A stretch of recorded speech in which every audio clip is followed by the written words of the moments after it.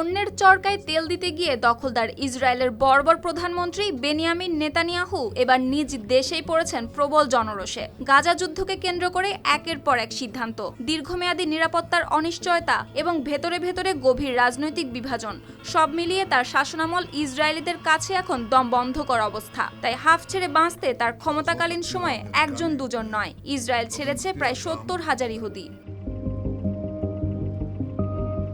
সরকারি হিসাব অনুযায়ী এক বছরে ইসরায়েল ছেড়েছেন প্রায় ৭০,০০০ মানুষ। শুধু যুদ্ধের ভয় নয়, ভবিষ্যৎ নিয়ে আস্থার সংকটই মূল কারণ হয়ে দাঁড়িয়েছে এই সিদ্ধান্তের। কারণ যুদ্ধের অভিঘাত শুধু গাজা সীমান্তে সীমাবদ্ধ নেই, এর প্রতিফলন দেখা যাচ্ছে ইসরায়েলের সমাজ, রাজনীতি ও জনসংখ্যার গতিপথেও। সংবাদ মাধ্যম দ্য টাইমস অফ ইসরায়েল দেশটির কেন্দ্রীয় পরিসংখ্যান ব্যুরো CBS এর তথ্য অনুযায়ী জানায়, ২০২৫ সালে দেশটি ছেড়ে গেছে ৬৯,০০০-এরও বেশি ইসরায়েলি নাগরিক।